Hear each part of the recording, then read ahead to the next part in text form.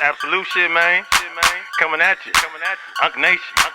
Got the Hennessy in my cup. Here we go. Raider Nation, what the fuck is up? And welcome once again back with your boy Macadocious of the Macadocious Perspective with that absolute Raider talk once again. Hey, first and foremost, let me get this shit out the way. No lie, week 3, it was bullshit on my part and bullshit on the part of the Raiders. No doubt we got comfortable. We thought we had shit figured out. And fast forward to week 5. We got the fucking ponies on the road this week. A lot has fucking happened. And just I wanted to apologize for my bullshit content for week 3. I got a little bit too overconfident. Drank that fucking Raider juice per usual. And we know how that shit goes, right? Like I stated in the previous fucking episode, I believe week 1, might have been week 2. The Raiders will always Raider, meaning they will always win the games they're supposed to lose, and they will always lose the games they're supposed to fucking win. No cap. It's like you said, resiliency. We went in last week. Decided we had to make our mind up, come out this week and put on a show and just trust our preparation, trust our coaches. That's what we did. 3 on the clock. Watson gets it off. Raiders with pressure. Wilkins. Oh, it's a party back at the quarterback. Wilkins, Janaris Robinson, and Adam Butler. It's a triangle on the quarterback for a sack. John Watson, the shotgun. Play action. He pumps out to the right. He settles. He's looking for a deep shot. He fires over the middle. It's bobbled by Cooper and picked off by the Raiders. Merrick has it, and he's brought down at the 48-yard line. Brent Cooper to the left. There's the snap. Watson pumps. He's under pressure. He's rolling out to the left. Raiders giving chase. Ball's out. They have a sack. It's Charles Snowden with the sack. And the Raiders defense, with 34 seconds left, might have just won this game against Cleveland.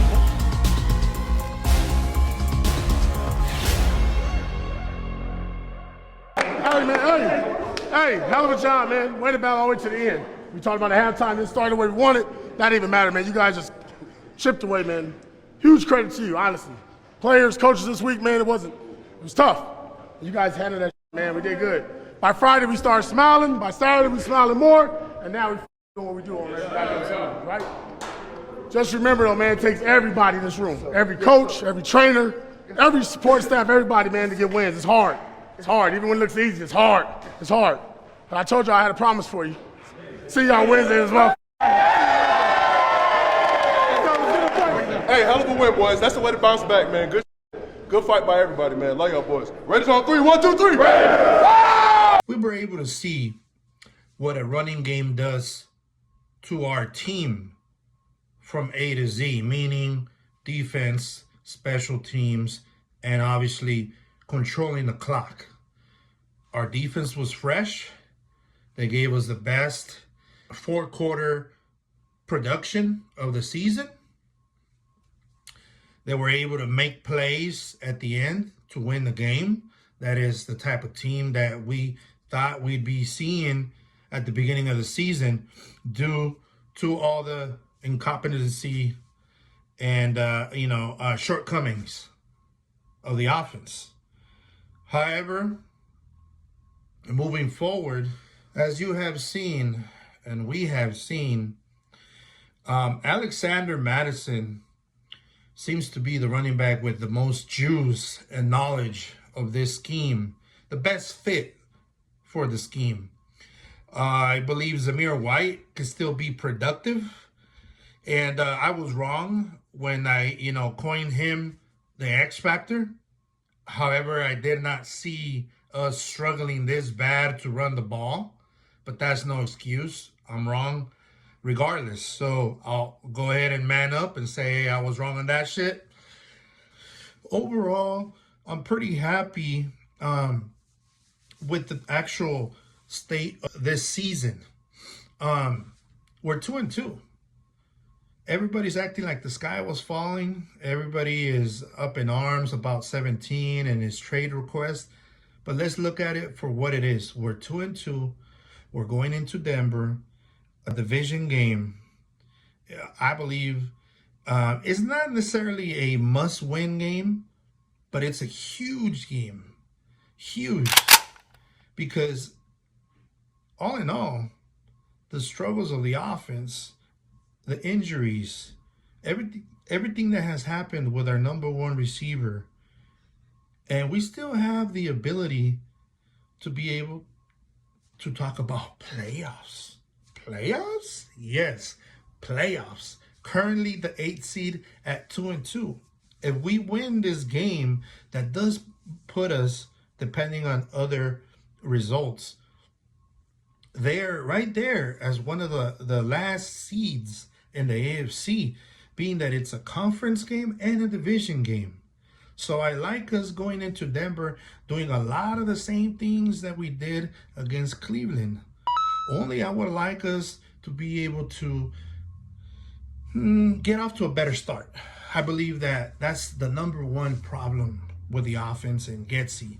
I really would like to see us just going in and having a sense of urgency, letting our offense move up tempo, letting Minshew do what Minshew does best, which is to extend plays, get out of the pocket, find receivers downfield, and don't be afraid to take that early shot with Trey Tucker over the top and let Denver know, hey, fuck y'all, we're here to fucking take this W and we mean business. We're going to fucking pop you in the mouth with Zamir and Madison, and we're going to hit you over the top with speed.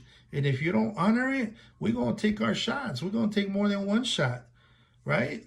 So having that confidence and allowing our playmakers to do what they do best, which is to make plays, get the ball in the hands early and often of Bowers, Jacoby Myers, Trey Tucker, even DJ Turner. Next man up mentality. Number 17, forget about him. He ain't gonna be there. He ain't walking through that door no more. So we got to take care of business.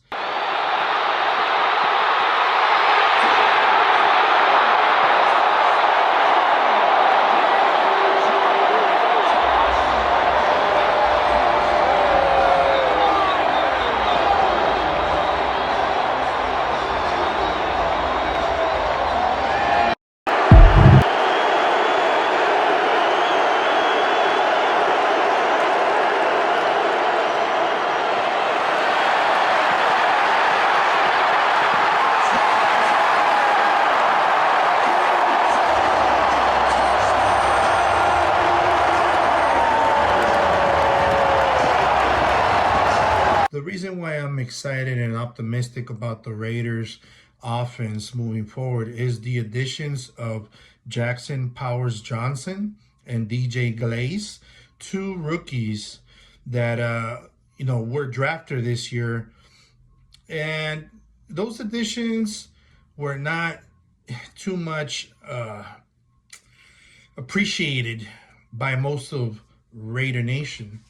JPJ, we were able to identify as a good option, a powerful blocker with attitude that fits the Raider mold.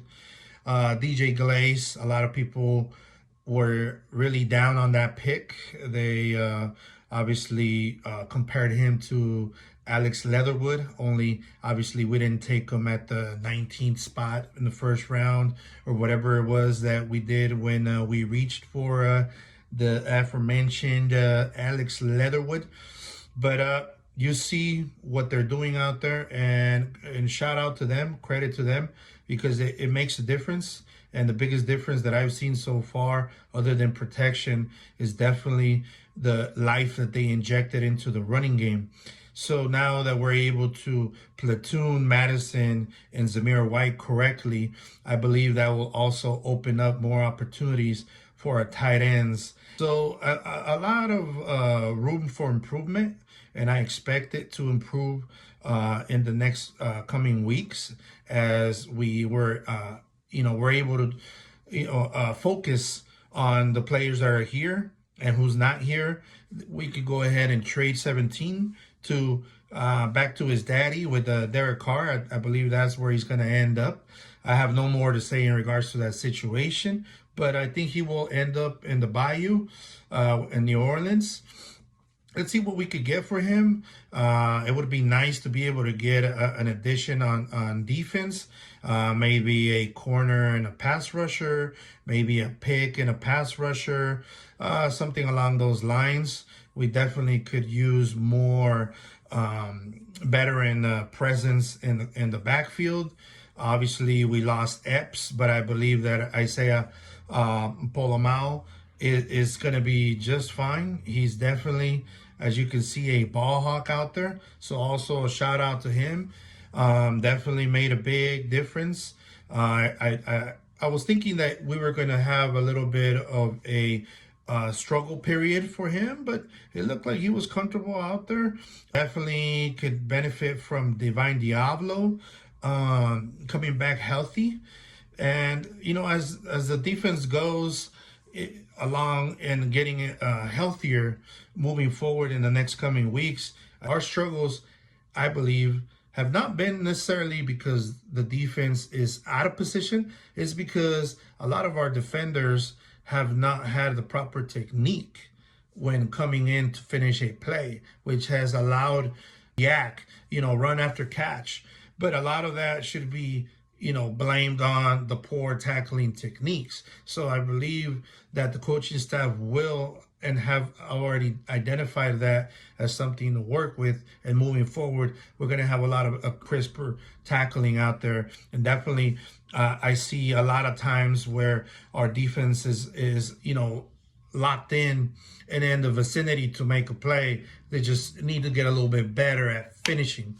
So with the running game, working better, controlling the clock, giving the defense a breather, allowing them to be able to be on the sideline with the coaches, developing plans and adjustments, and be able to get that breather and come in there, guns blazing every series is going to be very beneficial. So definitely complementary football.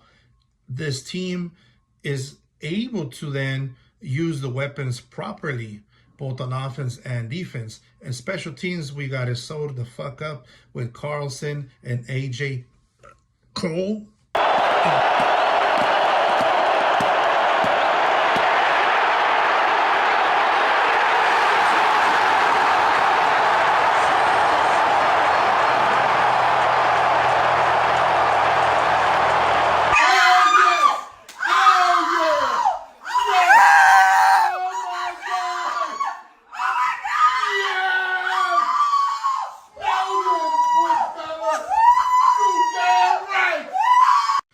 With the injury of Malcolm Koonce and him being out for the season,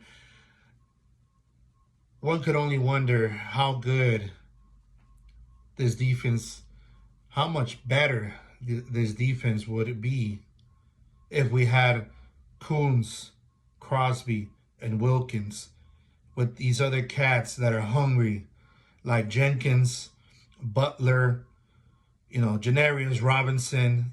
I mean, I know Snowden was on the practice squad. And, hey, and shout out player of the game against Cleveland, man. Charles Snowden, player of the game when it mattered most. You seen that effort.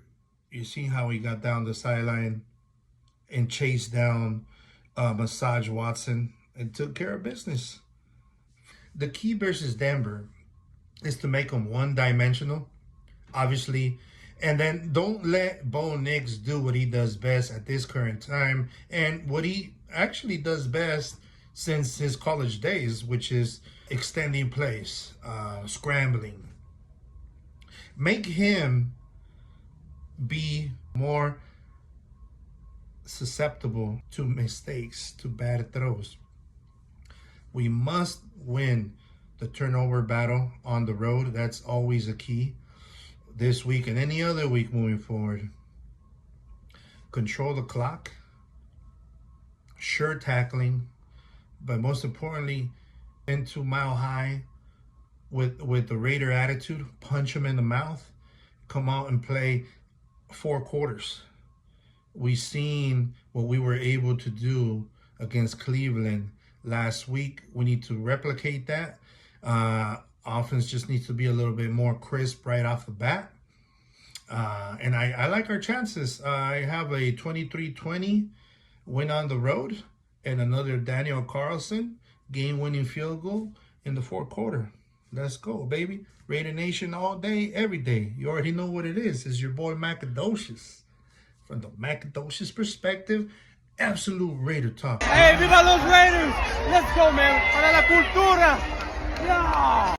Thank you for tuning in to the Macadocious Perspective. Don't forget to follow, like, share, and subscribe on my YouTube channel, The Macadocious Perspective, and also follow on Instagram and TikTok at The Macadocious Perspective. It's your boy Macadocious, and I'm out.